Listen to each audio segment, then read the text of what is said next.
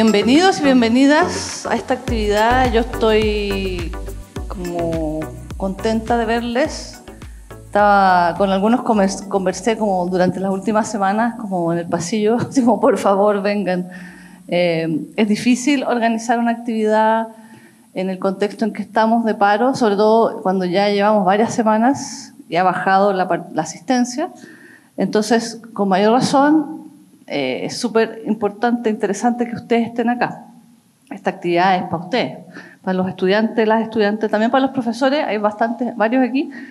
Le hago una presentación general, resumida. Este proyecto que se llama Por una pedagogía en música de la memoria en el DEMUS es un proyecto de vinculación con el medio que se presentó este año y viene como luego de un trabajo que lleva, yo diría, más de 2 años, que surgió en cuanto a mi propia experiencia a partir del trabajo con estudiantes que estaban haciendo el trabajo de título, que están aquí, con el que yo llegué un poco por azar a la temática de memoria y derechos humanos, y que fue no quiere decir que es un tema que yo no conozca, pero no lo había vinculado personalmente con la pedagogía, y fue un descubrimiento, pero así que me generó mucho impacto. En ese mismo periodo, más o menos como las coincidencias, había otro grupo de estudiantes, están aquí, haciendo otra memoria de título. En este caso ya estaban trabajando con el profesor Freddy Chávez, que está por allá. Y en ese momento, eso fue hace como 2 años, así como que hablamos como, oye, esto hay que hacer algo en el departamento con esto, a partir del trabajo de ustedes, pero como es un tema que deberíamos instalarlo en el departamento. En ese contexto llega este año, que es el año de conmemoración de los 50 años del golpe de Estado, y viene un poco la necesidad, la inquietud y el interés y como que el deber de hacer algo aquí, en la UMCE y en el Departamento de Música. En ese contexto hay 2 proyectos. Uno es este, que está aquí, que fundamentalmente está vinculado a 2 cursos, 2 secciones más bien del curso de problematización y escritura científica, que es tercer semestre de pedagogía, de los cuales aquí veo varios. Con este curso, con las 2 secciones, fuimos, por ejemplo, a fines de abril al Museo de la Memoria, en visita guiada, y fue una experiencia como muy especial. Y esto es parte de esta actividad, pero esta actividad es abierta a la comunidad del departamento. Por ejemplo, el proyecto del profesor Freddy Chávez es en el segundo semestre con curso. Ahora es como la parte previa. Entonces vamos a estar haciendo diversas actividades para que ustedes sepan. Está trabajando el profesor Andrés Núñez también con nosotros, el profesor Patricio Sepúlveda, que anda por allá. Esta presentación surge a partir de conversaciones que tuvimos en la clase de problematización y escritura respecto a la temática de pedagogía de la memoria. Entonces, les voy a hacer un resumen bien breve para que se hagan una idea de los que no han escuchado hablar del concepto. Fundamentalmente, después de la Segunda Guerra Mundial, estamos hablando en el contexto europeo, ocurre el Holocausto, que es, ustedes no sé si habrán escuchado hablar de ello, el exterminio masivo y planificado y sistemático de seres humanos, que no solamente estaban de una religión o una raza, sino que entraban muchas más otras problemáticas ahí. A partir fundamentalmente de ese hecho tan brutal surge la idea de estudiar la memoria, o sea, de estudiar la importancia de que eso no vuelva a ocurrir, y para que no vuelva a ocurrir tenemos que mantener la memoria viva de aquello. Eso, hay que decirlo bien claramente, ha sido trabajado fundamentalmente desde disciplinas como la historia, o sea, el estudio de la historia, todo lo que tiene que ver de ahí con escribir la historia, y luego a partir de la enseñanza como la educación de la historia o la formación ciudadana. En el caso del trabajo de memorias, eso se desarrolla fundamentalmente en parte ahí en Europa, esa temática. Hay países que lo han trabajado mucho, por ejemplo en Alemania, en Francia también, que hay una como gran escuela de historiadores, digamos. también de filósofos que han trabajado mucho eso. Entonces ahí surge como el debate de bueno, ¿cómo hacemos que esto no ocurra más? Y entre otras cosas, la educación tiene un rol trascendental en eso. Entonces aparece como el concepto de pedagogía de la memoria. O sea, hay que hacer una pedagogía de todo aquello para que no vuelva a ocurrir. Eso se desarrolla principalmente en ese contexto, pero luego, a partir de todo lo que pasó en América Latina, con las dictaduras, con los que fuimos al museo, pudimos ver cómo eso ocurrió de manera concertada, con un plan que fue como llevado adelante con el apoyo financiero y logístico de Estados Unidos, y eso no es algo que diga yo, sino que como lo vimos en el museo, eso está incluso desclasificado, archivos de la CIA y qué sé yo. Entonces, en América Latina vino el periodo de dictaduras en varios países al mismo tiempo, en los años 70 en adelante, y fueron brutales igualmente. O sea, ahí eso está comprobado también, hubo un trabajo sistemático propuesto y que fue específico para el exterminio y sobre todo para las temáticas, para instalar las políticas del miedo, del terror, del silencio, por lo tanto. Es por eso es que eso que ocurre allá de la pedagogía de la memoria toma un vuelco también en América Latina. Ya estamos hablando de los últimos años, una vez que las dictaduras terminaron, las democracias llegaron como sean. Eso, por ejemplo, esa línea de pedagogía de la memoria llevada a América Latina como en el contexto de las dictaduras tiene bastante fuerza en Argentina. Hay bastantes como estudios allá, movimientos de eso. Pensemos que Argentina además juzgó a muchos de los violadores de derechos humanos, cosa que no pasó acá. Hay, por ejemplo, si uno estudia, hay también un fuerte movimiento en Colombia, que también ahí se mezcla con historia reciente de Colombia, que tiene que ver con la guerrilla, con la guerra interna, digamos. Bueno, todo este contexto, viene la pregunta, es como, bueno, ¿y qué hacemos nosotros desde la música con eso? Si uno se lee, por ejemplo, testimonios del Museo de la Memoria, casi todos los profesores que llevan a sus estudiantes son profesores de historia, porque es como ya lo lógico, esto está en el programa, hay que hacerlo.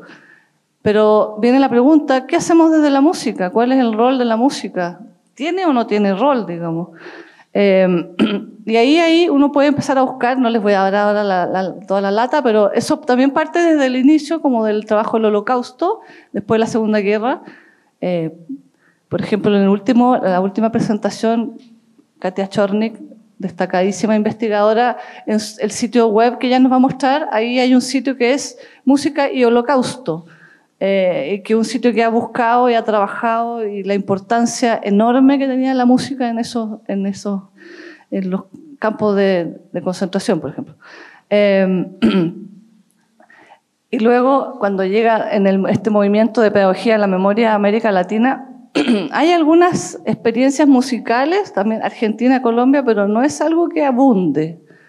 Y si buscamos en Chile, es menos aún. Yo diría que hay más bien experiencias separadas, pero no hay un trabajo sistemático que debiera ser como el rol de la educación. Tal vez Katia después nos podrá contar, ella tiene más experiencia como de ver cómo no se han hecho políticas educacionales, digamos, a través del ministerio, qué sé yo. Entonces, voy a ir cerrando. Lo que discutimos con los estudiantes y las estudiantes del curso de problematización, yo les hacía esta pregunta, que es la que quiero dejar instalada, es como, ¿qué hacemos con la música? ¿Puede la música entrar en esos temas? ¿Tiene un rol o no tiene un rol?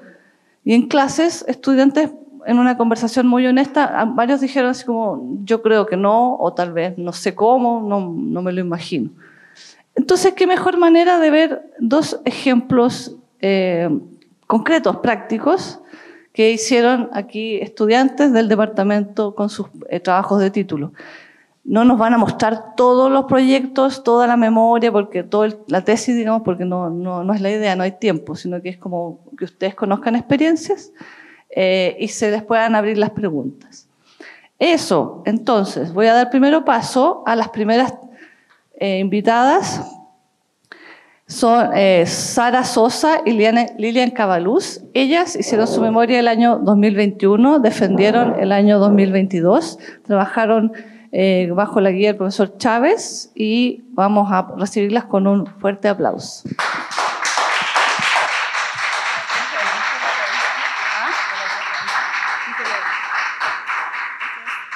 Gracias. Esto hay que hacer. No tengo experiencia con esto. Gracias. Oh, muchas gracias. Justo lo necesitas. Gracias.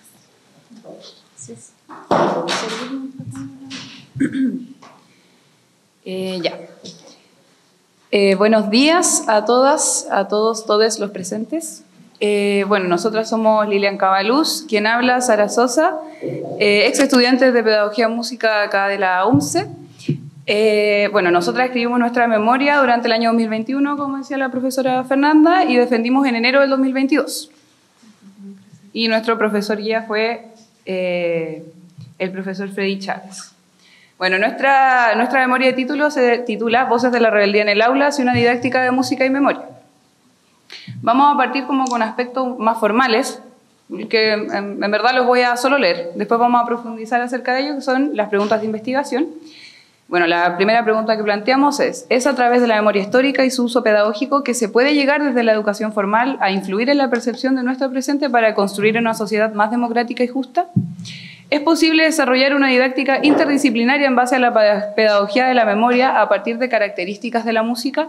¿Y cuál es el aporte del testimonio y la narrativa de la construcción de memoria histórica? ¿Y de qué forma podría contribuir en la creación musical? Ahora, nuestro objetivo general es elaborar, basada en la pedagogía de la memoria y la experiencia sociopolítica y cultural del coro Voces de la Rebeldía, una propuesta didáctica interdisciplinaria que fomente la justicia social desde la educación musical. Bueno, vale decir que nosotros nuestra tesis se basa en un coro llamado Voces de la Rebeldía, que, como les decía, vamos a hablar acerca de ello después.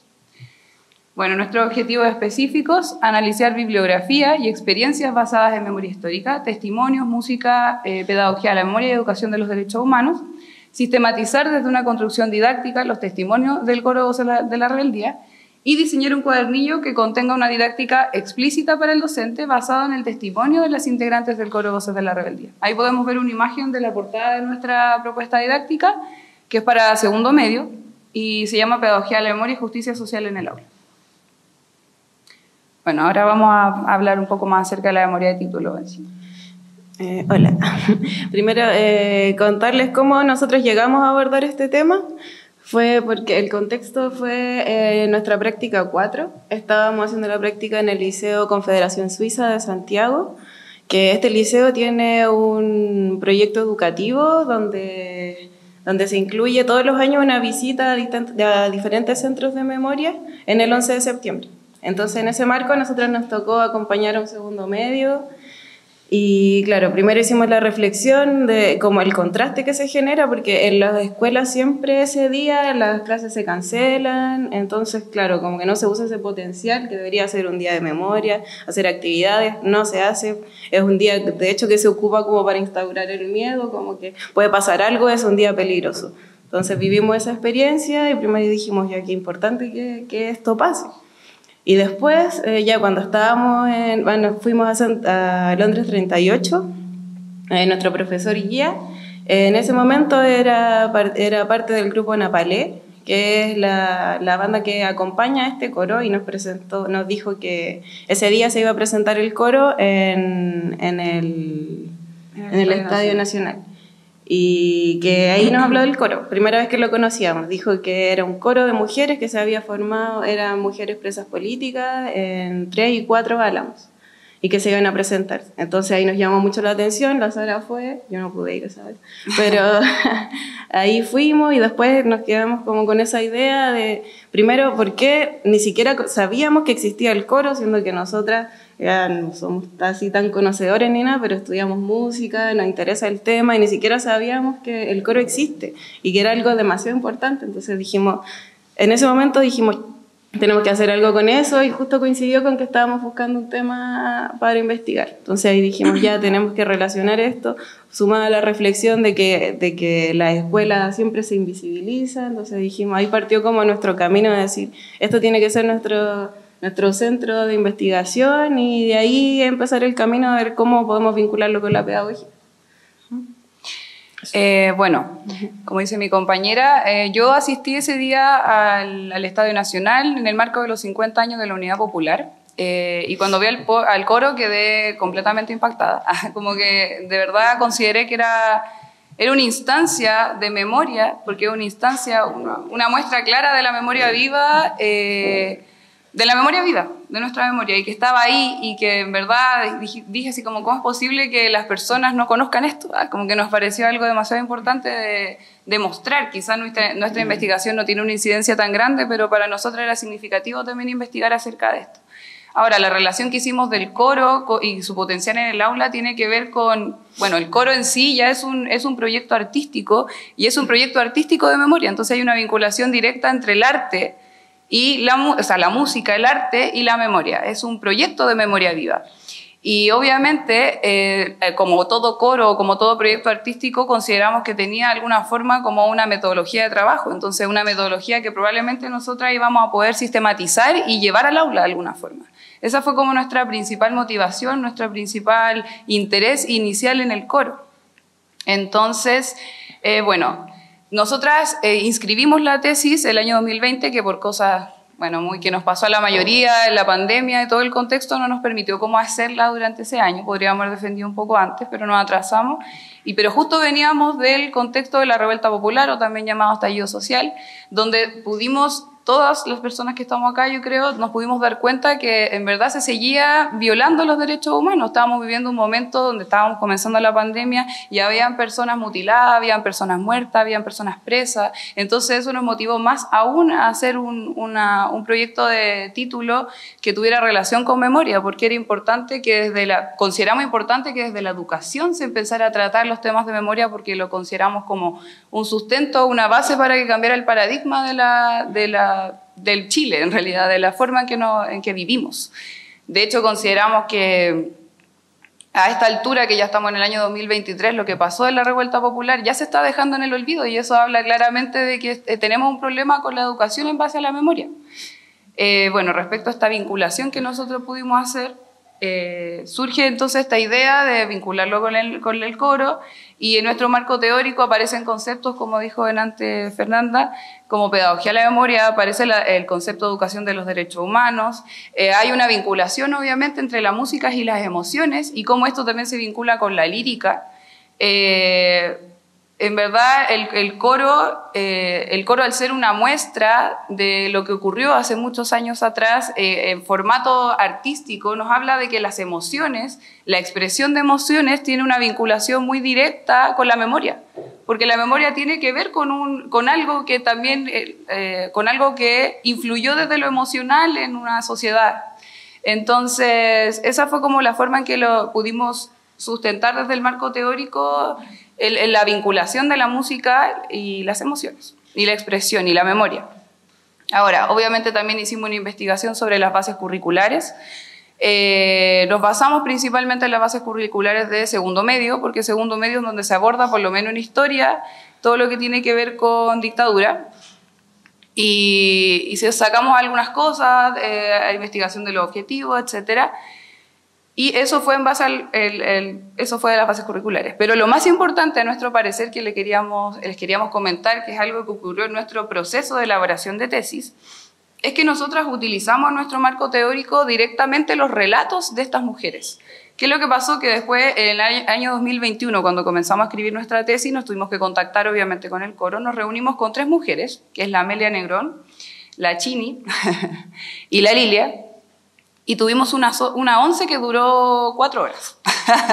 11 de 4 horas, donde comimos, conversamos, y fue una instancia demasiado nutritiva para nosotras, demasiado emotiva, demasiado reflexiva. Y al momento, obviamente, de transcribir esta conversación, que transcribimos 4 horas, o sea, lloramos más de 4 horas, porque uno transcribiendo se demora 6.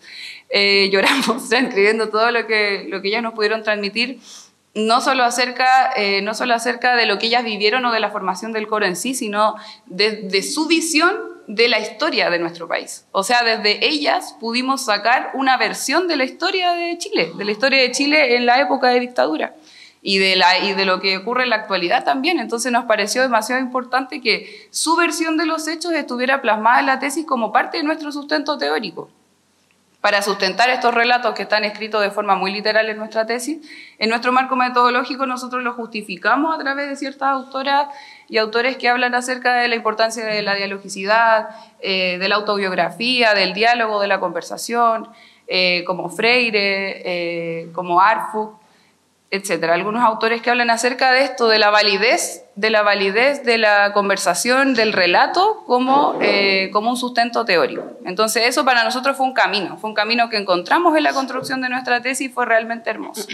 Y porque realmente estas mujeres tenían mucho que decir acerca de la historia de nuestro país y también de cómo se forma este coro y de cómo también pudimos sistematizar su experiencia a través para luego incluirlo en nuestra didáctica de tesis. Ahora, ¿cuáles fueron las dificultades que encontramos en este proceso?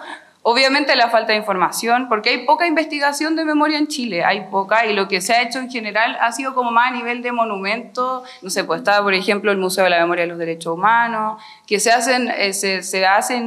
existen instancias en este museo donde se hacen cosas en relación a la memoria, se han convertido en monumentos a algunos lugares de memoria, algunos sitios que fueron de tortura, pero más allá de eso no existe como una vasta investigación en relación a la memoria, o eso es lo que nosotros pudimos darnos cuenta a lo largo de nuestra investigación. Y también de referencia, no hay referencias que sean más bien chilenas, sino que las referencias que encontramos eran de Alemania, eran de Colombia, eran de Argentina. Esas es como las referencias más importantes que encontramos.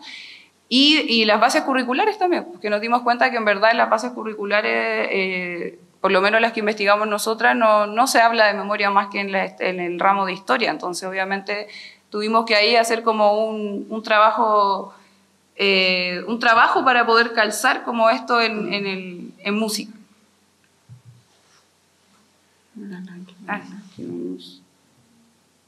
¿Dónde está? Vamos a abrir un documento rápidamente.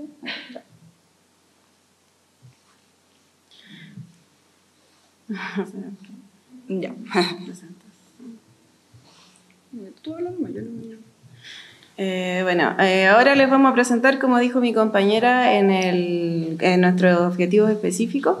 Teníamos la realización de un cuadernillo que contiene una propuesta didáctica para el docente, que es para aplicar en segundo medio. En el camino de ver cómo hacemos esto, primero pensamos en hacer un taller, pero conversando con las mismas integrantes del coro, ellas nos dieron a entender que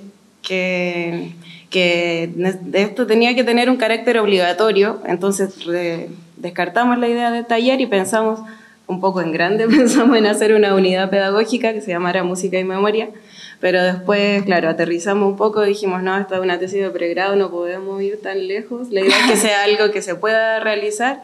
Entonces hicimos esta propuesta didáctica y la metimos, por así decir, dentro de una unidad ya existente que se llama Música y Tradición. Porque, claro, los objetivos sentimos que nos podían servir, pero claro, ahí, como dijo mi compañera, las bases curriculares como que no dan mucho, porque no hablan de memoria en sí, como que hay que, todo lo que dice hay que como darle una vuelta, así como desde otro lado para interpretarlo. Entonces eso fue como el trabajo. Dividimos la organización didáctica, la dividimos en 2 lecciones. Primero, en las clases abordamos el tema de memoria en sí, hablamos del coro y ahí lo vinculamos el coro con la música y emociones. Y para terminar, en la parte más importante de la didáctica, que es que los estudiantes hagan una composición colectiva. Primero también decir que el coro trabaja de esta forma, que le cambia las letras a las canciones que ellos trabajan, canciones que son significativas para ellas, le hacían algunos cambios en las letras, claro, para que fueran aún más significativos y lo asignaban como a ciertos procesos específicos de su vida. Entonces lo que nosotros esperábamos de la didáctica es que los estudiantes puedan, en base a algún hecho, no un hecho histórico, pero alguna situación en común que ellos tuvieran, tomar una canción y cambiarle la letra, y después, claro, el profesor tendría que generar un un arreglo y al final hacer una presentación de la canción.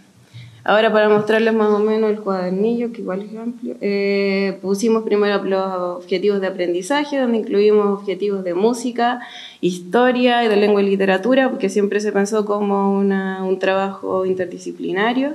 Incluimos habilidades, actitudes, bueno, todos estos elementos que siempre exigen desde las bases curriculares. Y en la presentación es como... Son actividades. Claro, actividades de toda la unidad. Donde incluimos algunos archivos que nos proporcionó el mismo coro, por ejemplo, letras de canciones que ellos mismos habían cambiado, algunos archivos donde, por ejemplo, aquí hay un preámbulo donde ellas en sus presentaciones siempre antes de cantar conversan un poco de qué se trata cada canción y eso, algunos elementos musicales, ahí relacionamos con el estallido social, Malafer, etc. Y desde la composición colectiva hicimos algunas referencias como desde la murga uruguaya, por ejemplo, y no podía faltar Panchito Astorga también desde la lírica. Eso. Y finalmente hicimos algunas referencias al profesor desde el marco para la buena enseñanza y algunos anexos que se pueden usar como referencias para la evaluación final, que serían anexos para indicadores de autoevaluación y de evaluación final. Ya.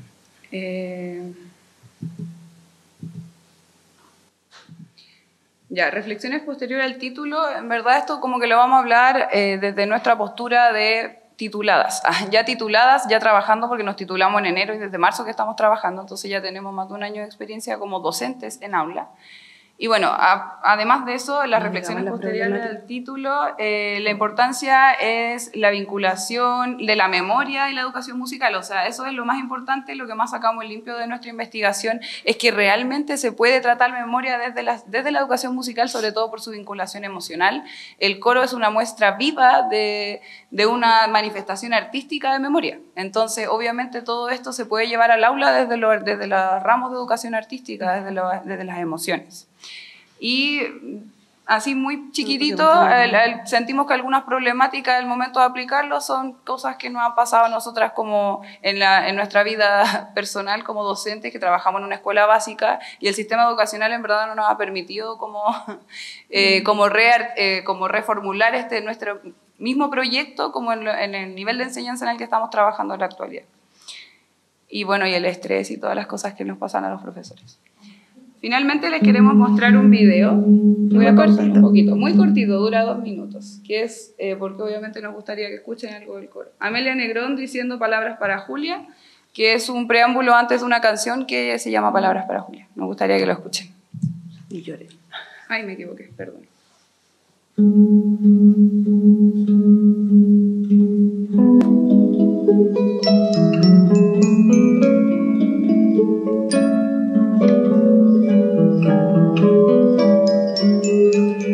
El año 1975, en el campo de concentración de Tres Álamos, sección femenina, nació y creció lo que llamamos, sin mucha imaginación, taller laboral. Un día, a raíz de un castigo que pretendió ser ejemplar, nos prohibieron todos los talleres y frente al quehacer y en respuesta rebelde, formamos un coro. Ya que cuando trabajábamos, lo hacíamos cantando una canción muy especial para nosotras, Palabras para Julia. Gracias a la solidaridad, logramos que nuestros productos fueran conocidos y vendidos en el mundo entero. Entonces, por un lado, nosotras manteníamos a nuestros familiares más desposeídos y por otro, dábamos ejemplo de solidaridad y conciencia de lo que soñábamos para el futuro de nuestro país y que seguíamos cantando. Años después, decidimos reeditar el coro, invitando a compañeros y compañeras de otras prisiones y otros tiempos, y también a familiares y luchadores sociales a acompañarnos. Y hoy día volvemos para decir que somos testigos indesmentibles de lo que ocurrió, y sepan que seguimos y seguiremos adelante por nuestros desaparecidos de ayer y por los perseguidos y encarcelados de hoy. La esperanza la recibimos. Nuestros huesos torturados y cansados lo agradecen y se renovaron para seguir de nuevo y de todo corazón decimos Honor y gloria a nuestros hijos, hijas, nietos y nietas del 18 de octubre del 2019. El futuro es nuestro, a construirlo todos juntos. Eso. Muchas gracias. ¿Hay algunas fotos del coro? Ahora nosotros somos parte del coro, así que salimos en una foto.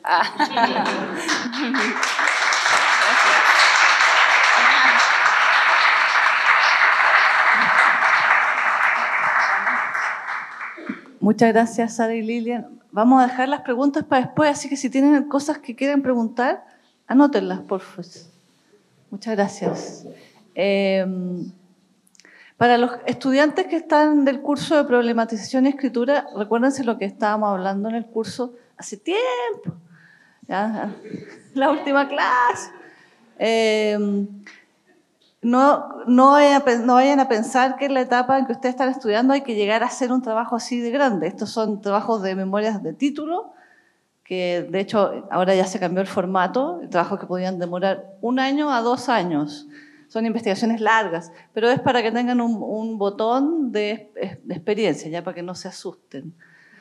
Vamos a dar paso entonces al segundo grupo que también elaboraron su memoria de título con temáticas de memoria. Voy a dar paso a Dania Villagra, Ariel Gutiérrez, José Carrasco y Naomi Carmona. Ellos van a presentar su trabajo y les damos un aplauso.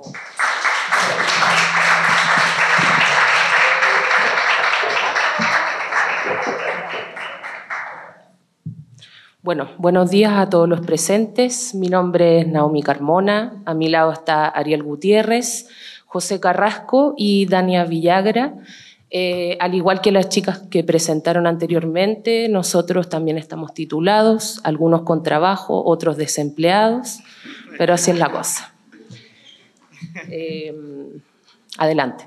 Ya, muy buenos días, mi nombre es Dania. Nuestra tesis se llama Memoria y Educación Musical, selección y análisis de fuentes patrimoniales de los archivos del Museo de la Memoria y los Derechos Humanos para la creación de material didáctico para las clases de música en primero medio. Si nos fijamos en el título, hay una acotación ahí del año 73 al año 75.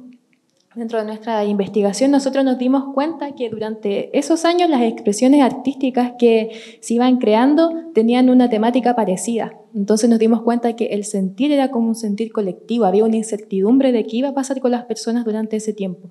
Por eso nos centramos en esos años. Ya, nuestras principales motivaciones nacen en base a cuando nosotros no teníamos todavía lista la temática de nuestra tesis, nos juntábamos a conversar sobre qué queríamos hacer, qué investigación queríamos hacer. Y después de muchas reflexiones y conversaciones, llegamos a la idea de generar un material que tuviera nuestros propios intereses, ¿ya? Y esto quiere decir visibilizar la violación a los derechos humanos que ocurrió en 1973, ¿ya? Y con esto también vincular memoria y pedagogía, que como bien decían nuestras compañeras y amigas, no hay mucha investigación sobre eso, ¿ya? En eso nosotros llegamos a un concurso que hace el Museo de la Memoria, que es un concurso de tesis. Ustedes también pueden postular, se hace todos los años. Y uno postula, son 10 tesis las que ganan, como el acceso a todo el patrimonio del museo, al acceso a todo, a los diarios de vida, a las canciones, a los dibujos, a las cosas que no están publicadas. Entonces nosotros entramos a ese concurso y tuvimos acceso pero a un montón de documentos que no están publicados. También tuvimos acceso a Cantos Cautivos, que es una página que fue fundamental en nuestra investigación, donde hay 154 testimonios con expresiones musicales, y esta investigación la llevó a cabo Katia Chorny. Muchas gracias por ese aporte. Bueno, dentro de esas canciones, nosotros creo que seleccionamos... ¿Cuántas habíamos seleccionado? Hicimos un catastro de las canciones que estaban en el Canto Cautivo y fuimos seleccionando, y uno de los criterios importantes que utilizamos fue el periodo en el que estaba asociado el testimonio. Particularmente en este caso lo acotamos entre el año 73 y 75. Claro. Bueno, entonces ahí teníamos como la motivación que nosotros como profesores de música teníamos este material y podíamos aportar desde nuestro rol a visibilizar las violaciones a los derechos humanos, como así decirlo, enfocarnos en la memoria y también a crear un material que rescatara este patrimonio que no se está utilizando. El Museo de la Memoria tiene un sinfín de material que no, bajo nuestra perspectiva no se le saca el provecho que podría tener. ¿Ya? Entonces ahí nosotros utilizamos el patrimonio que tiene el Museo de los Derechos Humanos.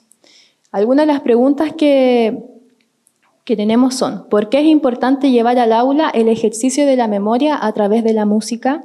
¿Qué importancia tiene en la educación musical enseñar y visibilizar las expresiones musicales creadas durante la dictadura chilena en contextos de violación de derechos humanos? ¿Cómo generar en la clase de música espacios de reflexión para colaborar a la no repetición de lo ocurrido en la dictadura chilena? ¿Qué materiales didácticos podemos implementar en la clase de música para abordar estos conflictos desde una pedagogía de la memoria?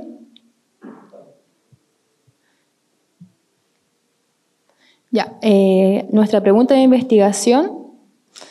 También esto fue un tema, aterrizar las ideas que uno tiene cuando está haciendo una investigación es, yo creo que una de las partes más difíciles, porque cuando uno se enfrenta a investigar algo, tiene un sinfín de información y es muy difícil centrarse en lo primero que uno vio como objetivo. Entonces, es fundamental siempre tener presente la pregunta de investigación y el objetivo general. Entonces, nuestra pregunta es: ¿cómo generar un material de apoyo didáctico para las clases de música en educación media que vincule memoria y educación a través del uso de archivos presentes en el Museo de la Memoria y los Derechos Humanos, correspondiente al periodo de 1973 a 1975? Nuestro objetivo general es crear un material de apoyo didáctico para la clase de música de primer año de enseñanza media, utilizando expresiones artísticas desarrolladas por prisioneros políticos en el periodo de 1973 que se conservan en los archivos del Museo de la Memoria y los Derechos Humanos, para establecer un vínculo entre memoria y educación. También nuestro objetivo general, si nos damos cuenta, es súper específico, para así acotar la información. Como les dije antes, hay un sinfín de información, entonces hay que ir acotando. Ya nos centramos en las clases de primero medio porque al momento de revisar las bases curriculares nos dimos cuenta que ahí en algunos objetivos nosotros podíamos desarrollar de mejor manera esta idea. Ya, yo quería devolverme un poquito a las preguntas previas que estaban con respecto a las motivaciones iniciales y en torno a las reflexiones que fuimos teniendo como previo a elegir nuestro tema en particular y cuando ya lo teníamos listo, como decidido en realidad, ¿por qué es importante llevar al aula el ejercicio de la memoria a través de la música? Lo primero que estuvimos discutiendo y que fuimos cada vez más profundizando fue, me acuerdo, con respecto a cuál es el rol para nosotros, la pedagogía en música dentro de las salas de clase. No tiene que ver con generar artistas en masa, como que no es ese el foco que nosotros le vemos. Lo que intentamos o lo que creemos en realidad es buscar sensibilizar, generar una sensibilidad. Y a través de esa sensibilidad ir entendiendo también el mundo en el que estamos viviendo y la historia también con respecto a eso. Sí. Pero fuerte.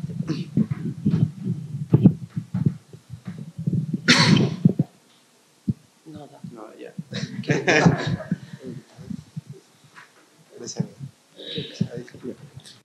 En relación a lo que decía mi compañero y mi compañera, también es importante hablar del contexto en el que estábamos, que había sido post-estallido social y estaban apareciendo ciertos discursos de carácter fascista en la televisión, en los medios masivos y se estaban avalando.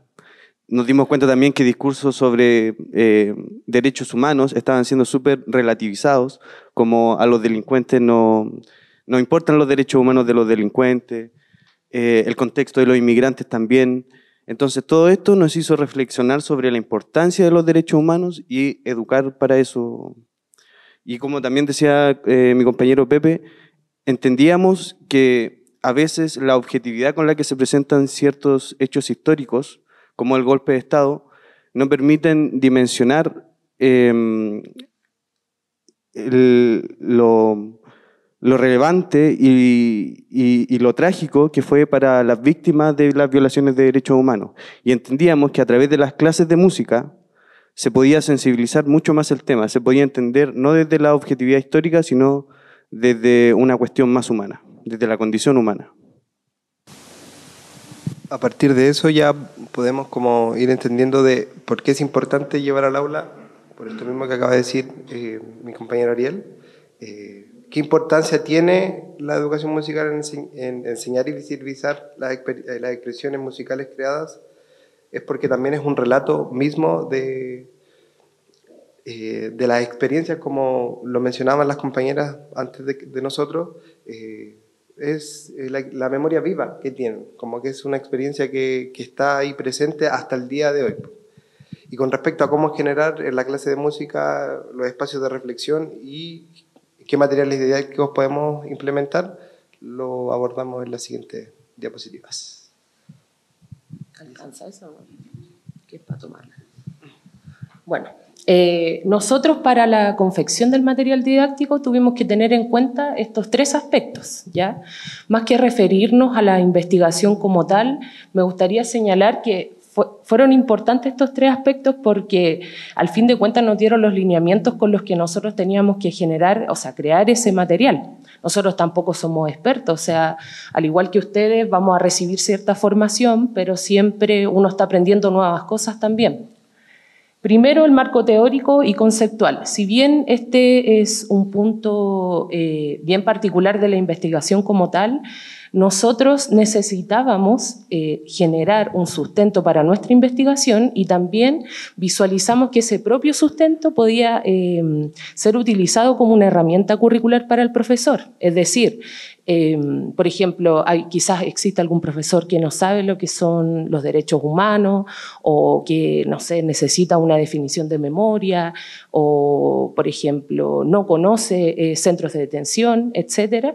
Entonces, ¿qué pasa? Que nosotros hicimos este marco teórico también pensando en que el profesor tuviese acceso a esta información.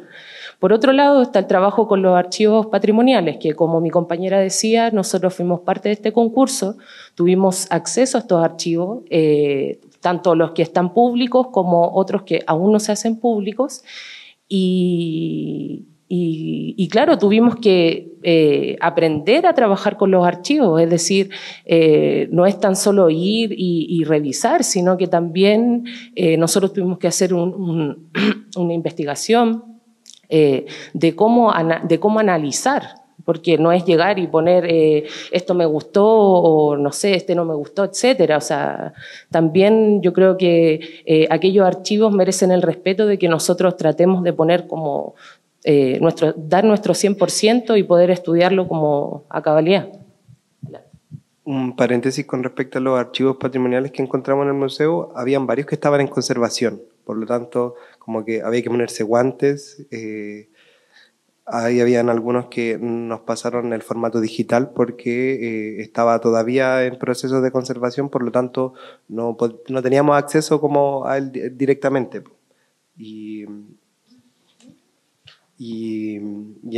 eso nos causó bastante curiosidad porque o sea, es tan delicado el papel que en un cuaderno que encontraron, que enterraron en algún lado, que teníamos que tener los máximos cuidados para no hacerles daño, así como inclusive a lo que voy, como ponernos los guantes.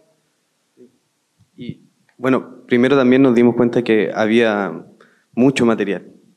Entonces lo que hicimos fue categorizar el material en año, en tipo de expresión, porque encontramos material literario, canciones, dibujos, Y como decía mi compañera, hicimos una categoría y en base a eso acotamos, por ejemplo, el año de 1973 a 1975, porque nos dimos cuenta que había mucha cantidad de expresiones artísticas creadas en ese periodo.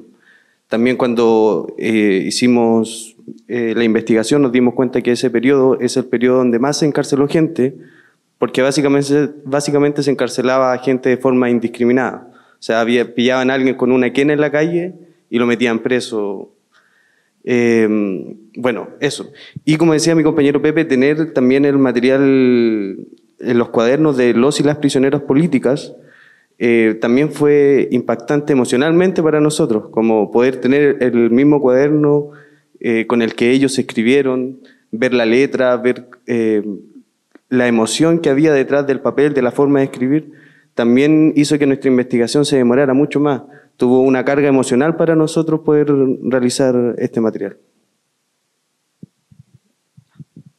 Bueno, y por último, las bases curriculares, porque si bien muy lindo el marco teórico, claro, el trabajo con archivos y todo, pero como saben teníamos que tener antecedentes pedagógicos para poder concretar, llevar el material al aula. Por ende, tuvimos que hacer un estudio acerca de las bases y ver cómo podíamos ir encajando todas estas piezas de manera de que las clases fuesen facilitadas para los profesores y, bueno, y también para los estudiantes, porque muchas veces pasa que estas bases, o sea, lo que dicen las bases son claros quizás para los profesores, pero de repente cuesta un poco traspasar el conocimiento con las actividades sugeridas, incluso muchas veces no se cumplen los objetivos de aprendizaje o la actitud. O sea, siempre uno espera que las cosas se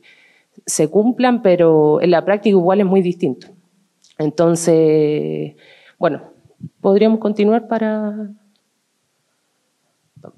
Bueno, nosotros como resultado de nuestra investigación realizamos un material didáctico y realizamos 2 unidades. La primera unidad se llama una canción, un mensaje, una memoria encriptada, donde es una unidad donde contextualizamos el golpe de Estado para luego ir de lleno a las expresiones artísticas creadas en centros de detención. En esta unidad nosotros buscamos abrir más espacio a preguntas que a respuestas.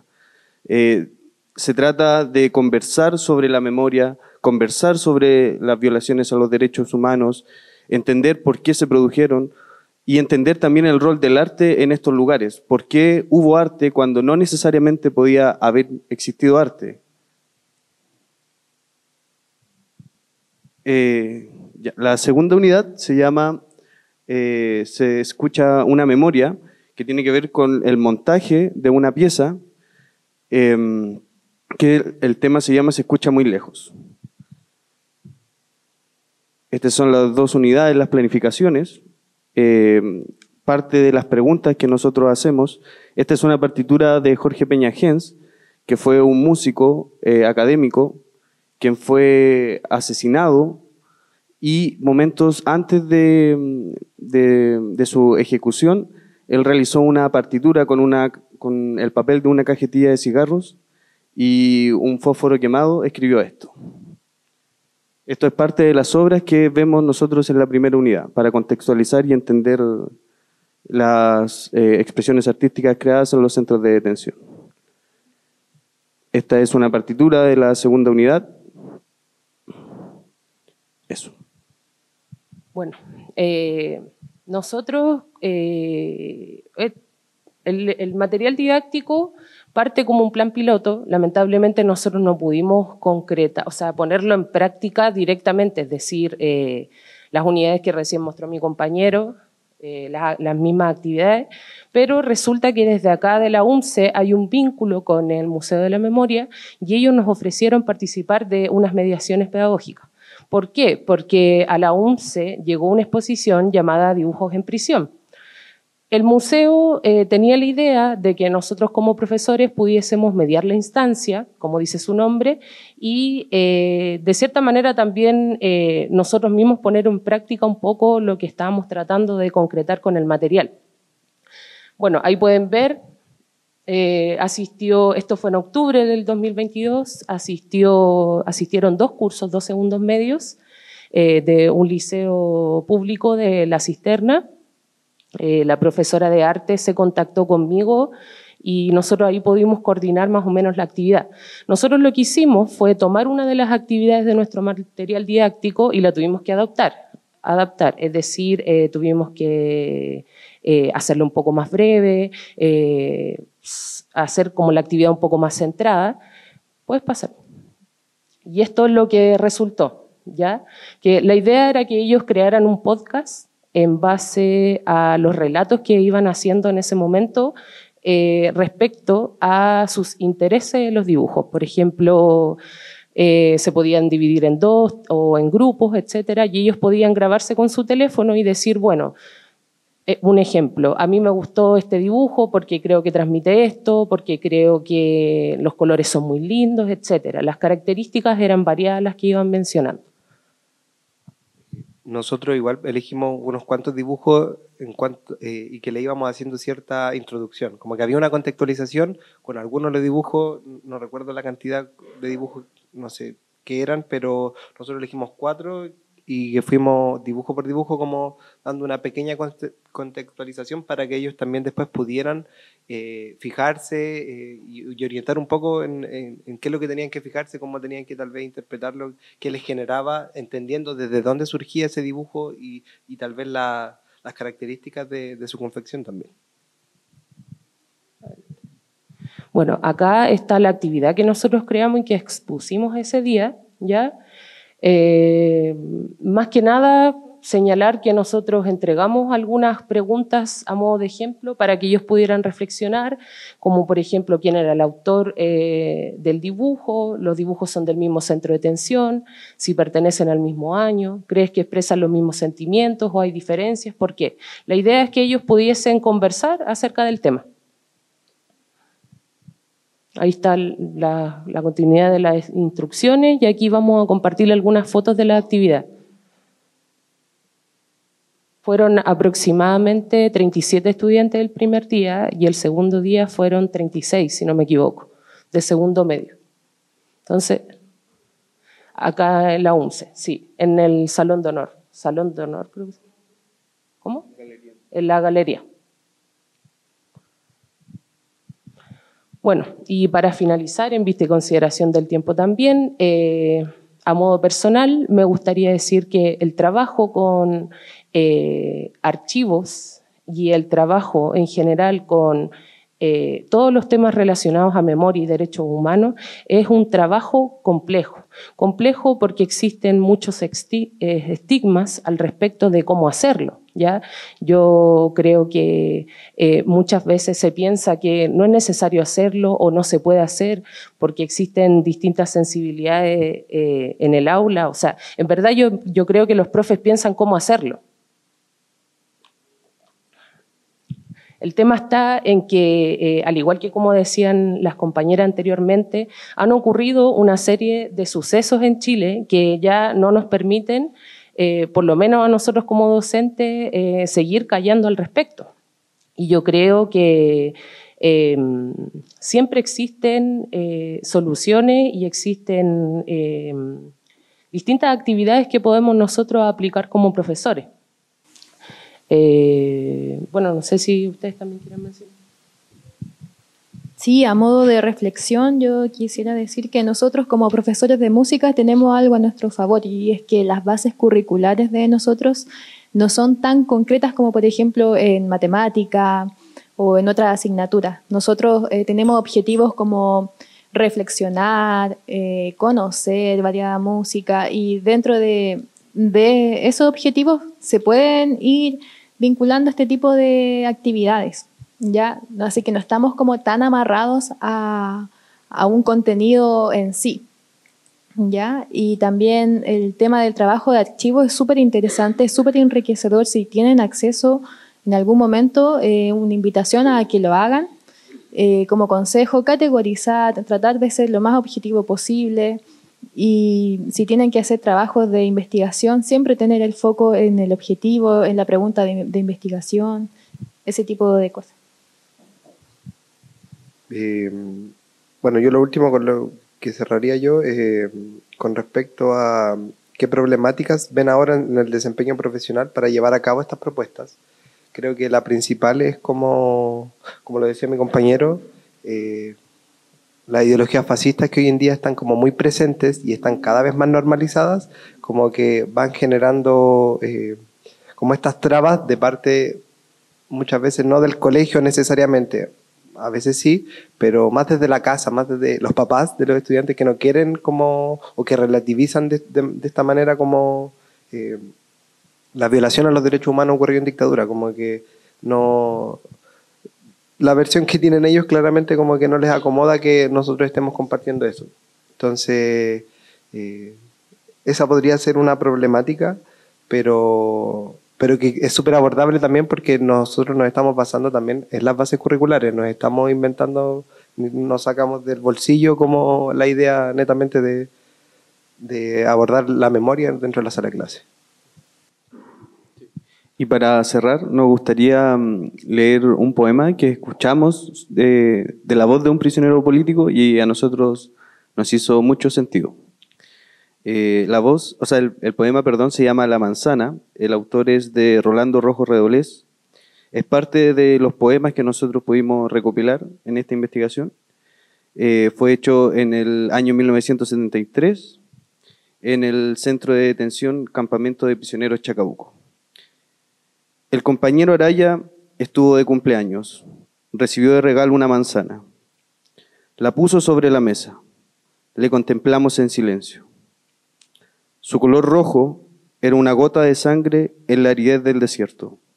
Su perfecta redondez del planeta solitario era como nuestras esperanzas. Su adivinado sabor era como volver a estar en casa con los hijos. El compañero Araya la partió en 6 rebanadas y la comimos en silencio y bajo el sol. Muchas gracias.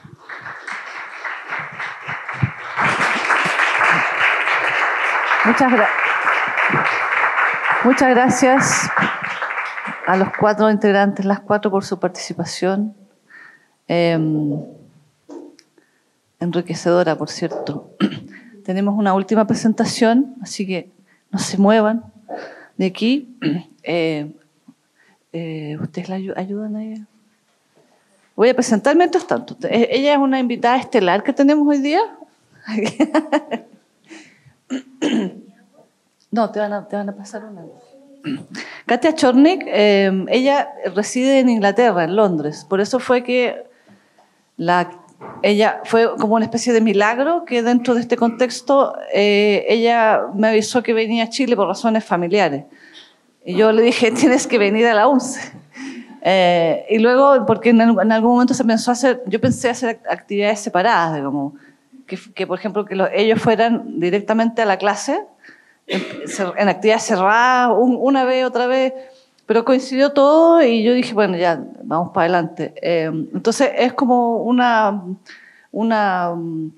buena conjunción de energías. Katia Chornik es parte del Centro de Estudios Latinoamericanos de la Universidad de Cambridge, Inglaterra, como investigadora asociada. También ha trabajado en los departamentos de Humanidades y Ciencias Sociales de Cambridge como coordinadora de impacto de investigación. Actualmente es manager de desarrollo de impacto en la Universidad de Kingston, liderando el impacto de la investigación y el intercambio de conocimientos para la Escuela de Arte de Kingston y la Facultad de Salud, Asistencia Social y Educación. Su experiencia en investigación se centra en la historia cultural latinoamericana de los siglos XX y XXI, particularmente en las áreas de música, memoria y derechos humanos. Ella es lo que nos va a mostrar ahora. Ella dirige y edita la plataforma digital bilingüe Cantos Cautivos. ¿Alguien que la pueda ayudar, Andrés? ¿No? ¿Aquí? Está. Tiene que sacar el fondo. La plataforma Cantos Cautivos, que recopila testimonios sobre experiencias musicales en centros de detención política en Chile bajo la dictadura de Pinochet, así como música compuesta, interpretada y escuchada en estos contextos. Ella primero desarrolló este proyecto en asociación con el Museo de la Memoria y los Derechos Humanos, durante una beca que tuvo cuando ella estaba trabajando en Manchester, en Inglaterra. Y su proyecto ha tenido como una recepción muy positiva. Y que aquí, en el fondo, yo pensé invitarla porque es un material riquísimo que podemos utilizar todos y todas para la educación. Katia está escribiendo actualmente su segundo libro, que es justamente sobre cantos cautivos, para una muy destacada editorial, que es la Oxford University Press. Esperemos tener aquí el lanzamiento cuando esté listo, la versión en español. Bueno, además Katia es violinista de origen, ha desarrollado una larga carrera de investigación y le damos un aplauso ahora porque...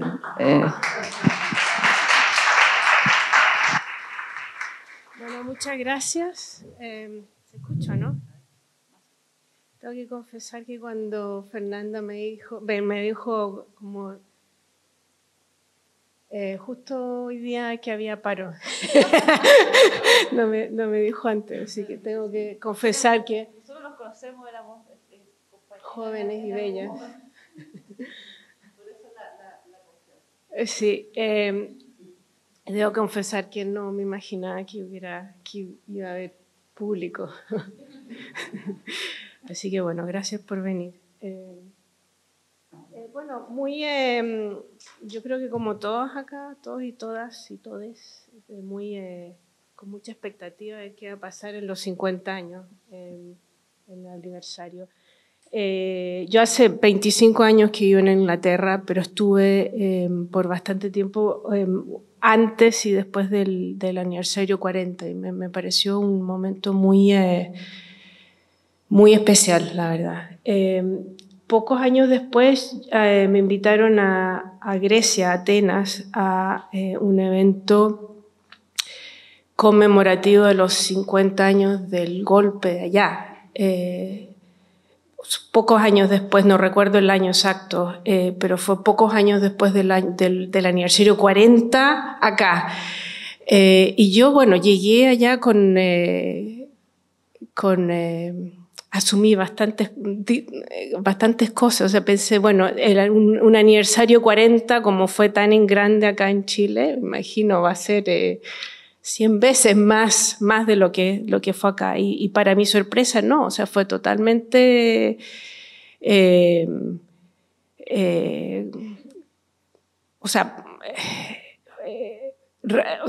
simplemente no se podía comparar con el aniversario 40. O sea, apenas salió un par de notas en los diarios, nada comparado con lo que... Y bueno, una de las razones que explica ese suceso es que los griegos hicieron transformaciones muy profundas muy rápidamente. Entonces, por ejemplo, todas las leyes que había promulgado la dictadura, allá la junta militar, las reemplazaron rápidamente y también juzgaron a los responsables de violaciones a los derechos humanos muy rápidamente. Entonces, en el fondo, cerraron el capítulo décadas antes. Entonces, por eso el aniversario 50 fue muy de capa caída. Bueno, muy intrigada por las presentaciones anteriores. Me gustaría mucho leer esas tesis. Hace muchos años, con un muy buen amigo mío, se llama Enrique Azúa, que fue durante décadas director de educación, jefe de educación del Instituto del INDH. Tuvimos un proyecto, se nos ocurrió hacer la idea de hacer planes proyectos para el aula en base a cantos cautivos, pero bueno, diversas factores hicieron que ese proyecto fuera postergado eternamente, así que qué bueno que otras personas lo hicieron.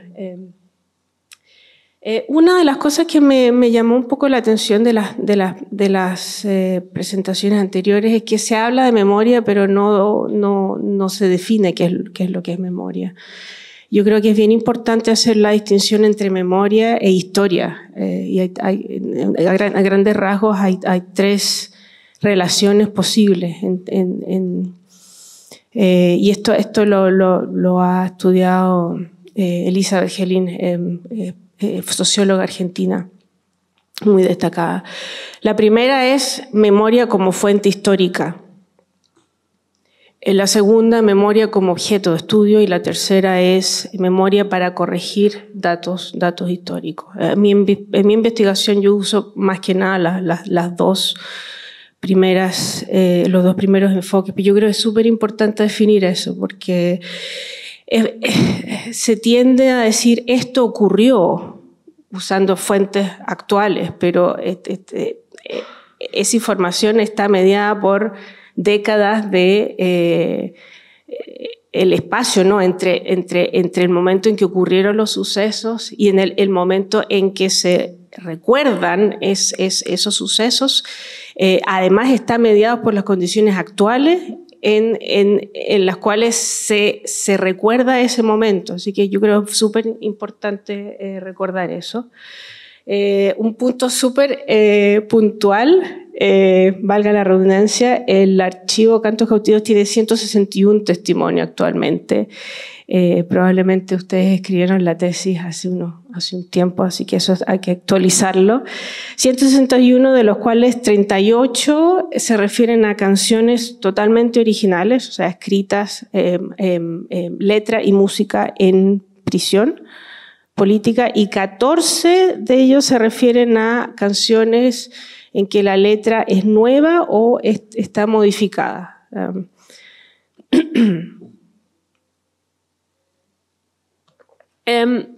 Tal vez podría empezar con un poco la historia de mi relación con el tema. Bueno, lo primero, yo soy hija de presos políticos. Y nací y viví mi infancia en el exilio, en Venezuela. Y mis padres me mantuvieron bastante protegida de lo que ocurría en Chile. O sea, yo llegué a Chile a fines de los 80 con sabía lo básico, pero empecé, finales de la dictadura, ocurrieron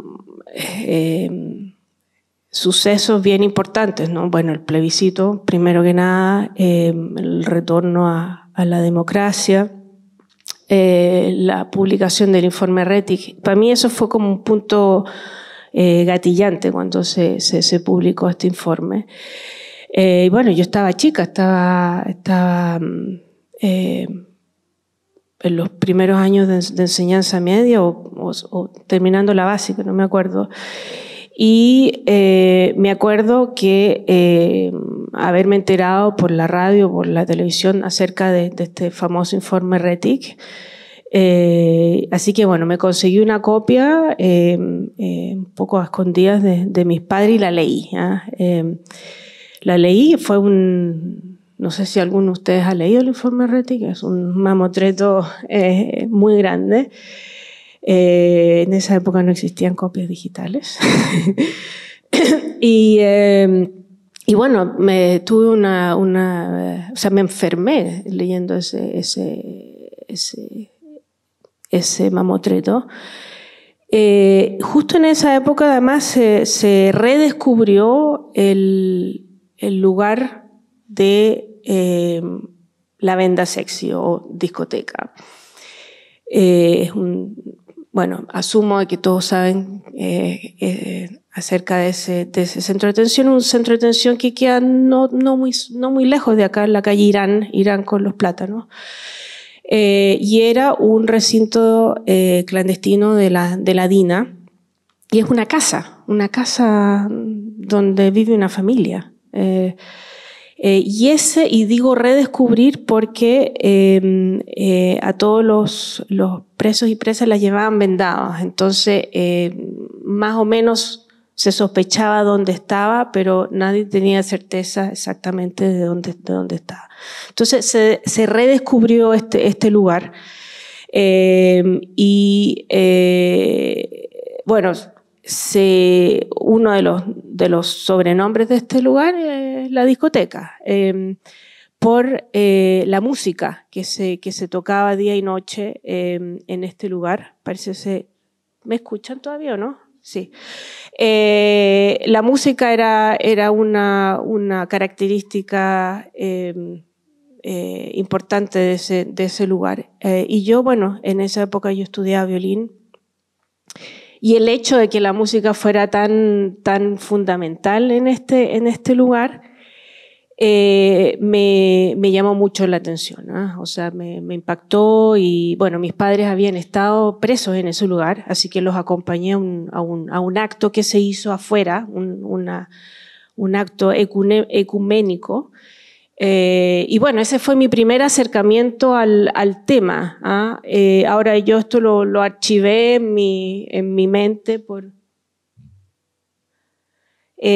o sea, lo puse ahí nomás para el que quiera empiece a explorar el archivo mientras habla. O sea, normalmente no es bien visto que uno empiece con los celulares en una presentación, pero en este caso al contrario. Así que adelante, exploren mientras yo hablo, no me sentiré para nada ofendida, al contrario. Entonces, yo acompañé a mis padres a este lugar y decidí volver al tema, o sea, no es que decidí, volví al tema un poco por casualidad. Me llegó a mis manos un libro, una biografía sobre un personaje llamado Alma Rosé. Esto varias décadas después, cuando yo ya estaba en Londres, yo estaba estudiando en la Real Academia de Música en Londres. Y llegó esta biografía que es una biografía de una violinista austríaca, que fue la directora de la Orquesta de Mujeres del campo de Auschwitz. Y bueno, ese tema igual conectaba me llamó mucho la atención y leí ávidamente este libro. Y por supuesto conectaba con mi historia más larga de mis antepasados paternos, que tuvieron que huir de Europa del Este. Actualmente eso sería Ucrania. A los albores del siglo XX, huyendo del antisemitismo, los pogroms de esa época. Entonces también conectaba con esa historia. Mi abuela había sido violinista y de hecho mi instrumento es el instrumento que me legó mi abuela, y mi abuela también tocaba en una orquesta de mujeres. Entonces ahí empecé a conectar, y en un momento yo me di cuenta que en realidad yo estaba subconscientemente tratando de llegar a esa historia que me llegaba más directamente, que era la historia de mis padres. Y decidí entonces hacer una tesis comparativa entre las experiencias en los campos en el Holocausto, durante el Holocausto, de la cual en esa época había una montaña de investigaciones, y el caso chileno, el cual en esa época, estamos hablando del principio de los años 2000, absolutamente nadie había investigado el tema. Y el vínculo musical era a través del género de los tangos, porque en ambas situaciones hubo tangos. Si bien no era un género que era muy, muy común, pero eso era un punto, un puente entre las dos cosas. Bueno, y esa es la historia. Ahora, yo he hecho muchas pausas en esta trayectoria. Hice un doctorado sobre la música en las novelas de Alejo Carpentier. Y después, hace, un poco más de 10 años, me dieron ganas de retomar el tema. Hice un proyecto para la BBC Mundo, poco después de terminar mi tesis de magíster, y después hice un postdoctorado en la Universidad de Manchester. Ahora, esto alrededor claro, empecé en el 2013, o sea, el año de los 40 años, y una de las cosas que me dio mucho susto fue el tema tiempo, porque el número de sobrevivientes, de fuentes de historia oral está disminuyendo vertiginosamente. O sea, ya hay mucha gente que yo entrevisté y que ya ha fallecido en pocos años. Y además un tema logístico, porque el hacer entrevistas, o sea, hay que desplazarse. Esto era antes del Zoom y del Teams y todo esto. Había Skype en esa época, pero no todo el mundo tenía Skype, en fin. Entonces, justo en esa época a mí el Museo de la Memoria me usó de conejilla de Indias para un proyecto que se llama Memorias de Exilio. Si no lo conocen, es memoriasdeexilio.cl, que es un proyecto que fue inaugurado el año anterior a Cantos Cautivos, de haber sido el año 2014. Entonces, buscaban testimonios no solo de personas que habían sido exiliados, sino que también de hijos. Y como yo entraba en esa categoría y a mí ellos me conocían, me pidieron que probara el sitio antes que se lanzara y compartiera mi propio testimonio. Y ahí se me ocurrió la idea de proponerle al Museo de la Memoria hacer un proyecto conjunto centrado en la música. Entonces, en sus albores, el proyecto tenía un formato muy, muy parecido, un formato y metodología muy parecidos a Memorias de Exilio, en que solamente se utilizaba la metodología en línea, el crowdsourcing en línea, o sea, a través de la página. ¿Se ve o no? Sí. De la página, la persona va y comparte su testimonio. Y así empezó el proyecto. En este caso, en el caso de Cantos Cautivos, una cosa que hicimos distinta fue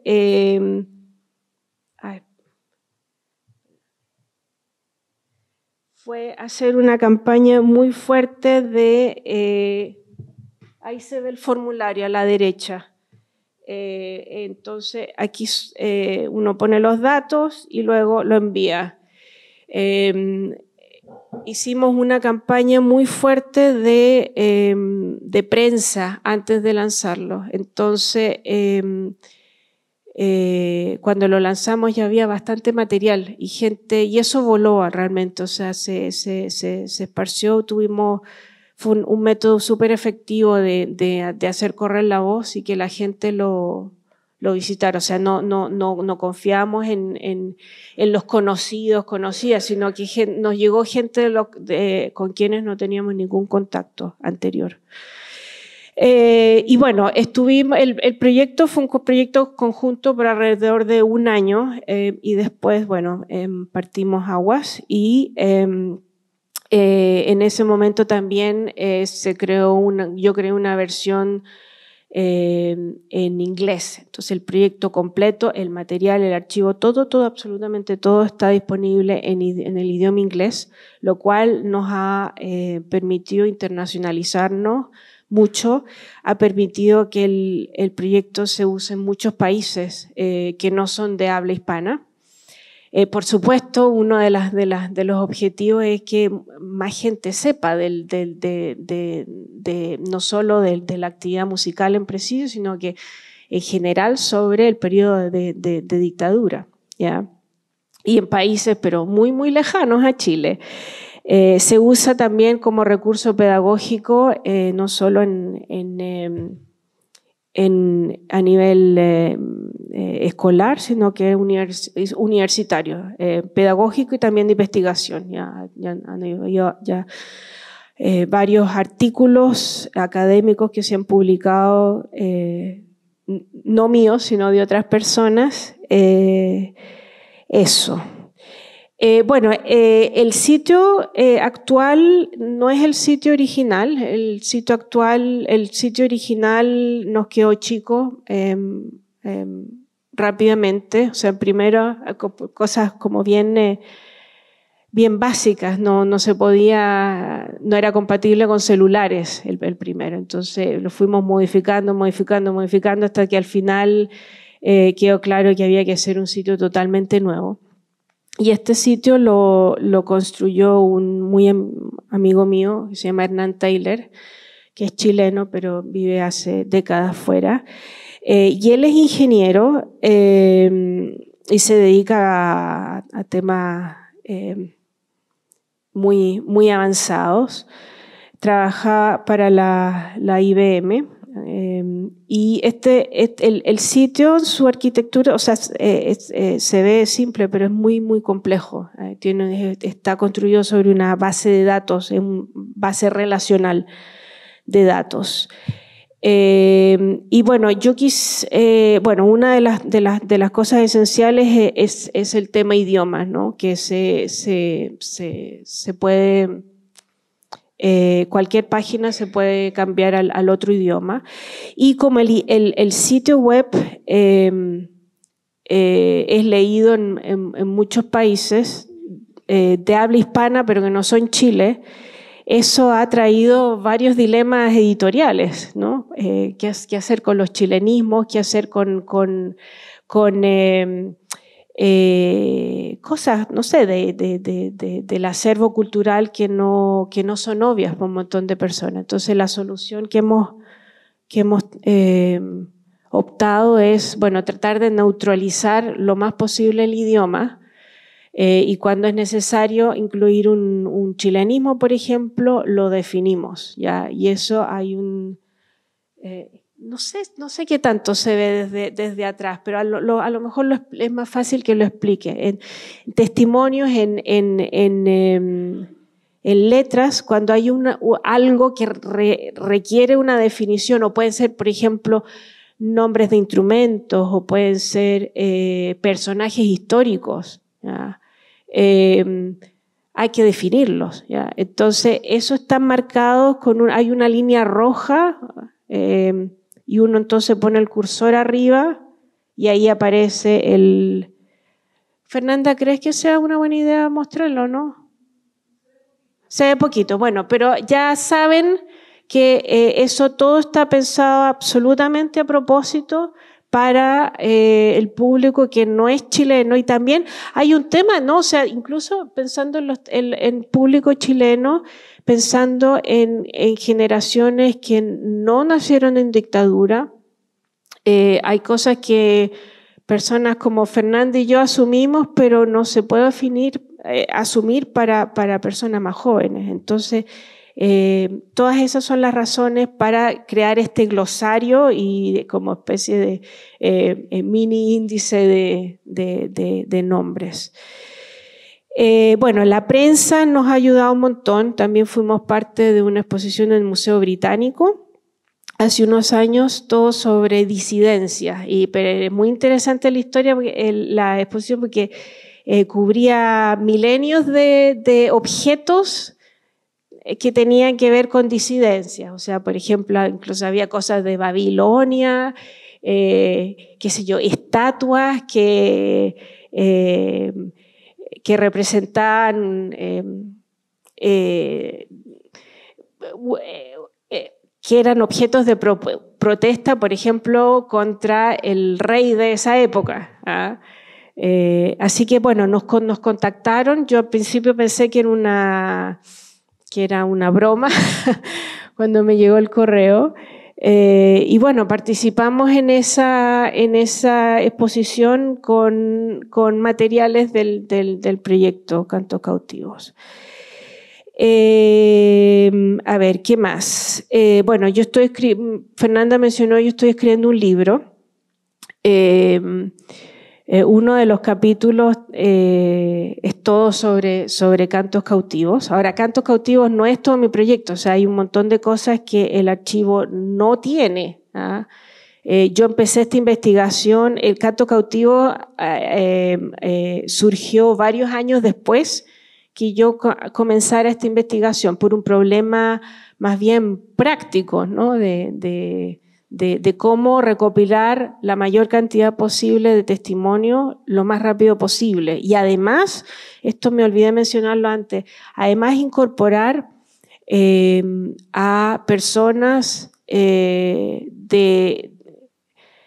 que era difícil acceder geográficamente, o sea, o que viven en lugares, yo soy santiaguina, mi familia también vive en Santiago, que viven en lugares más remotos del país y principalmente que viven en el extranjero, porque muchos de la gente que ha compartido sus historias y su música viven en el extranjero. Entonces salieron al exilio y me da, es algo bueno que lo he pensado hace bastantes años, pero no he investigado a fondo de cuáles son las motivaciones de las personas para compartir su testimonio y si hay una diferencia en dónde vive la persona. Me da, o sea, esto es, me da la impresión, y aclaro, esto no lo he estudiado a fondo, pero me da la impresión que la gente que se quedó fuera, tiene una mayor motivación para compartir sus historias, ¿ya? Pero ojo, esto es una cosa que me parece que esto ocurre, o sea, pensando un poco como en dónde viven las personas, los contribuyentes de este proyecto. Bueno, tengo un capítulo que trata sobre el coro.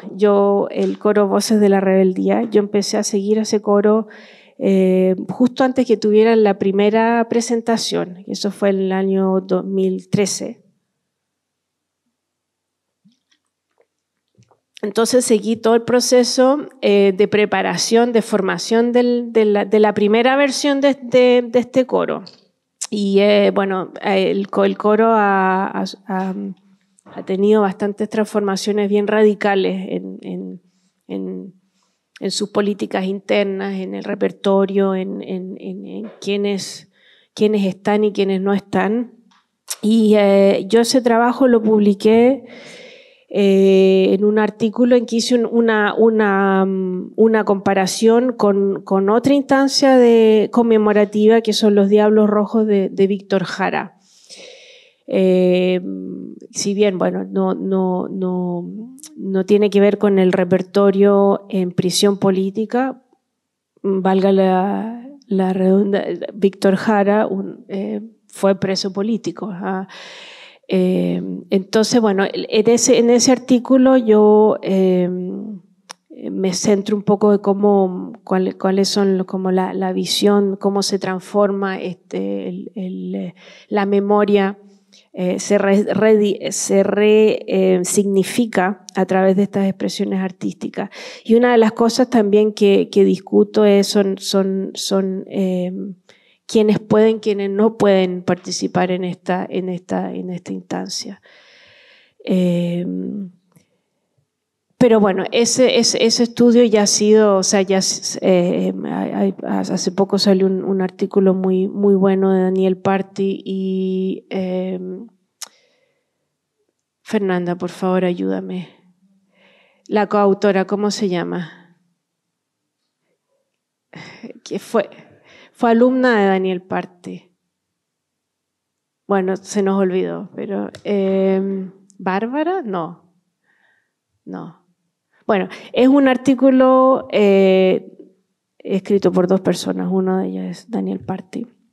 en que habla, desarrolla Los Diablos Rojos de Víctor Jara de una forma muchísimo más detallada que lo que hice yo. Bueno, mi libro tiene una introducción muy bastante pesada, muy extensa, que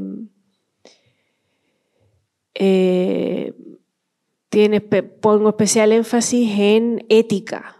Ética de la investigación, ética de qué hacemos con este material, o sea, cómo se investiga y cómo lo presentamos.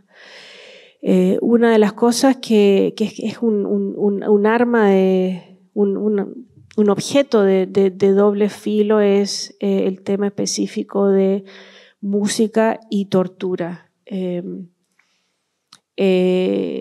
Es un tema muy complejo porque, o sea, primero es un tema que es muy difícil hablarlo. O sea, la música, bueno, un ejemplo muy claro es el ejemplo de la Venda Sexy o discoteca, ¿no? Que la música era fondo para las torturas, se utilizaba como parte de la práctica de tortura. Hay instancias que tienen varios niveles de significación, alusiones por ejemplo, hay casos yo he recolectado testimonios de casos en que cierta canción, los torturadores ponían cierta canción siempre antes de la tortura, o sea, canción X anunciaba la tortura. En fin, no voy a contar muchos detalles, pero en el archivo Cantos Cautivos hay varios casos de menciones de música como parte de tortura o trasfondo de tortura. Entonces es muy complejo hacer eso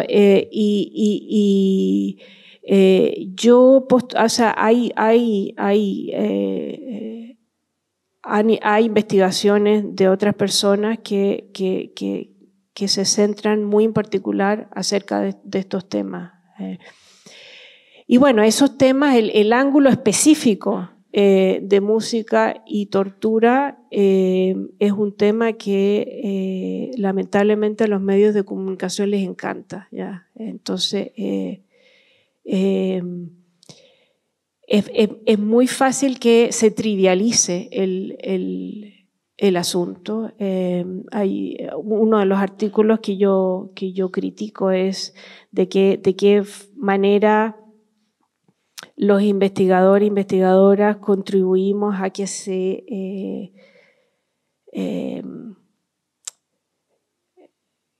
hay una cosa medio chauvinista acá, ¿no? de enfocarse especialmente en esto. O sea,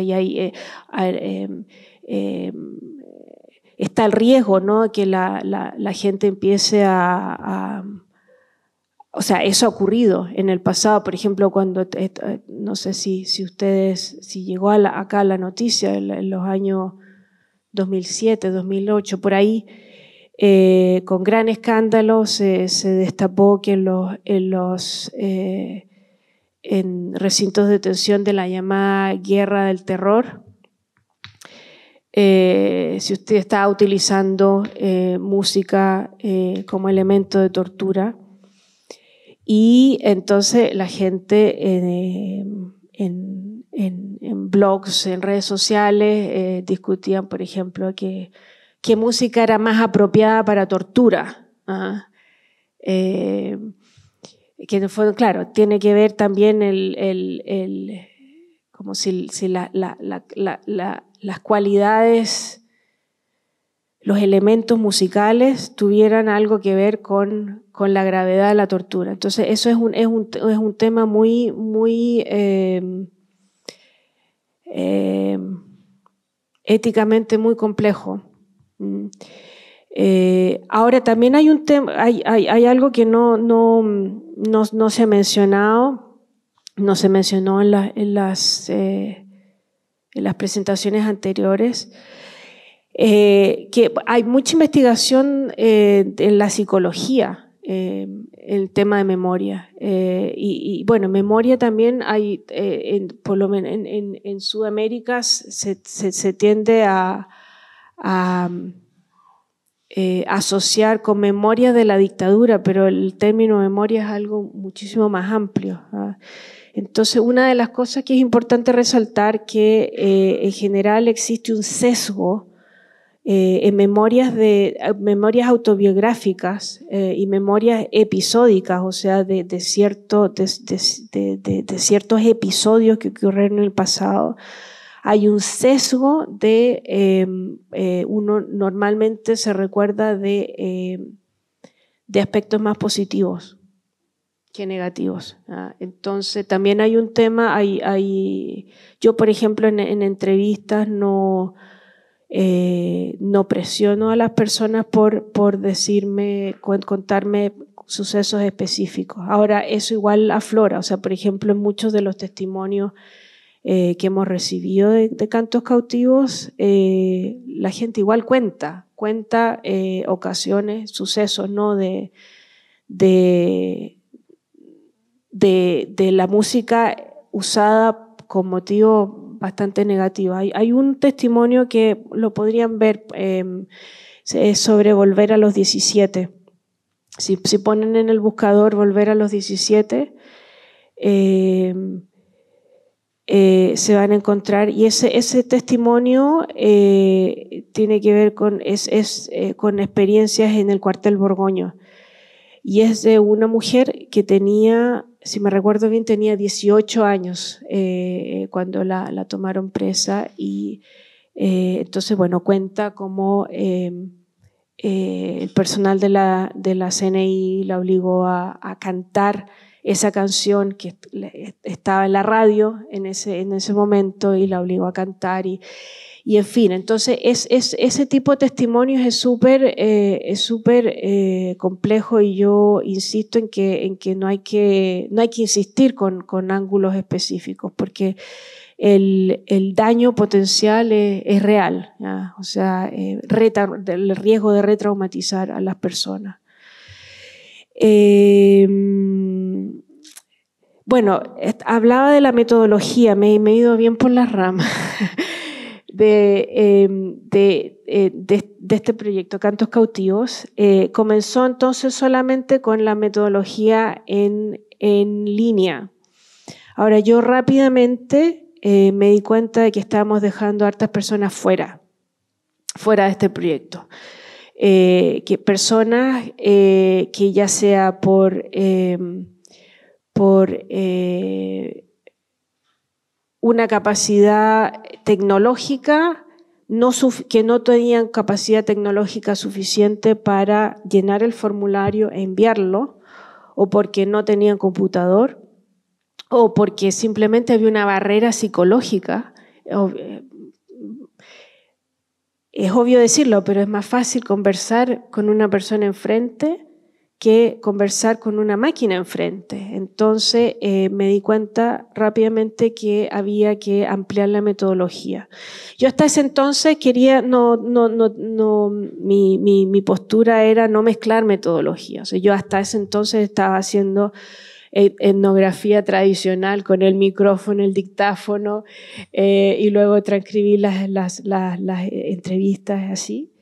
Y entonces tenía este proyecto, el Cantos Cautivos, solamente con la metodología en línea. Pero bueno, decidí, también me di cuenta de que una de las motivaciones importantes de la gente para participar no era que fuera un proyecto de investigación, sino que la capacidad del proyecto de hacer públicas estas historias. Y como empezamos a tener mucho público, entonces también era una posibilidad de tener bastante público. Entonces empezamos a mezclar metodología. Bueno, la metodología principal sigue siendo en línea, pero también hemos transcrito entrevistas, y también en eventos que se han hecho hemos pedido en que personas han dado su testimonio oral.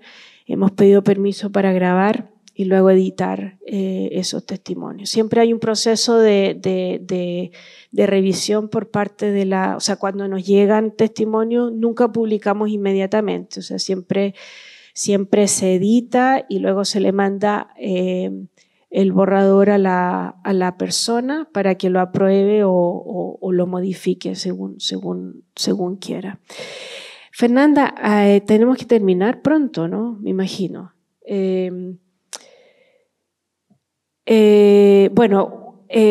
También pensando en las ponencias anteriores sobre llevar este material al aula. Yo creo que una de las cosas que es extremadamente importante es la contextualización del tema. A mí me ha pasado en clases,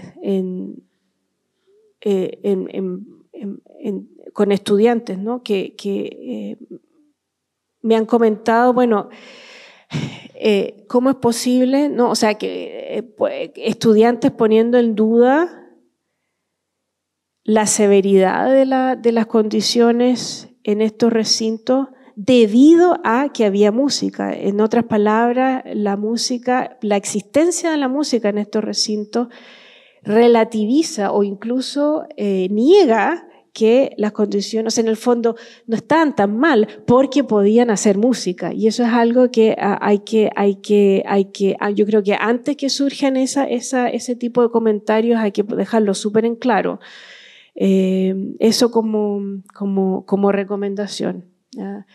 Hay un artículo excelente de un académico brasilero en que él habla de la ópera Brandývar. Es una ópera infantil escrita por Krasa durante el Tercer Reich. Y esta ópera se presentó muchas veces en guetos y campos de concentración. Entonces, todas sus reflexiones acerca de cómo se puede presentar, o sea, actualmente, ¿no? en el año 2023, cómo se puede presentar esa obra sin que, porque a ver, la ópera sigue una lógica que es casi opuesta a la lógica de los campos de concentración, una ópera muy alegre. De hecho, muchos de los materiales que tenemos en Cantos Cautivos son alegres, son humorísticos, pienso, por ejemplo, Se escucha muy lejos, esa canción que se mencionó en la segunda ponencia, en que habla de esta canción que es inadecuada para hacer resistencia. Entonces hay una necesidad súper importante de contextualizar el tema, ¿no? O sea, porque esto puede ocurrir. Y lo digo por experiencia propia. Bueno, preguntas. Me parece que tenemos que liberar también aquí al excelente trabajo de medio educativo. De pronto vamos a cerrar ahora, y si hay gente que quiera hacer preguntas se pueden acercar y que cerremos acá, digamos, para que sea un poco más libre. Le vamos a dar un aplauso a Katia. Gracias. Entonces,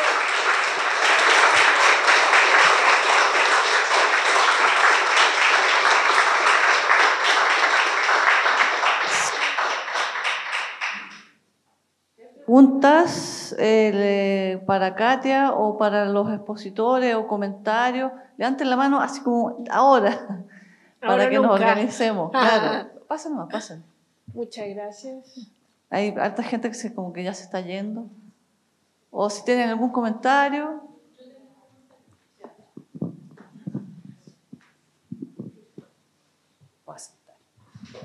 Bueno, mi comentario es con respecto a esto último que mencionaba, porque nosotros hace aproximadamente un par de semanas tuvimos la oportunidad de compartir con una persona llamada Jorge Montealegre, quien estuvo detenido en Chacabuco. Y lo que a mí más me impactó de su relato, que fue muy extenso, sobre sus vivencias en este periodo de detención, es que él mencionaba que cuando sale, cuando ya es liberado, mucha gente lo hizo sentir culpable por haber disfrutado de la música dentro del centro de detención. Entonces ahora recordaba un poco con estas palabras de cómo se juzga muchas veces a estas personas que al fin de cuentas encontraron en la música, en el arte también, una forma de escapar también de la realidad que estaban viviendo. Entonces, bueno, eso quería comentar, que me acordé. Agregar a eso también, que fue algo que él nos dijo, que muchas veces nosotros mismos, cuando desarrollamos la investigación, siempre hablábamos del nunca más. Y él dijo que había que tener ojo también con el nunca más, porque habían cosas que a él sí le gustaría volver a repetir, como el compañerismo que vivió en el campamento de prisioneros donde él estuvo. Como que hay cosas para recordar y que ojalá vuelvan, no que todo se olvide. ¿Han leído El derecho a fuga? Sí, muy bueno. Muy bueno.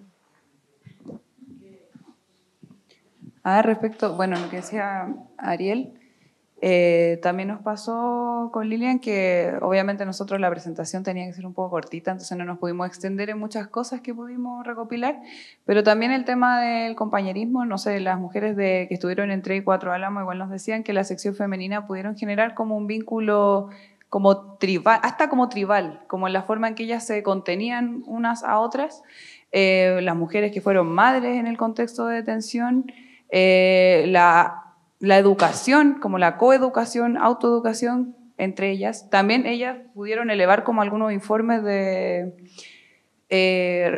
como hacia el exterior sobre la violación a los derechos humanos. Todo esto lo hicieron como punta de organización.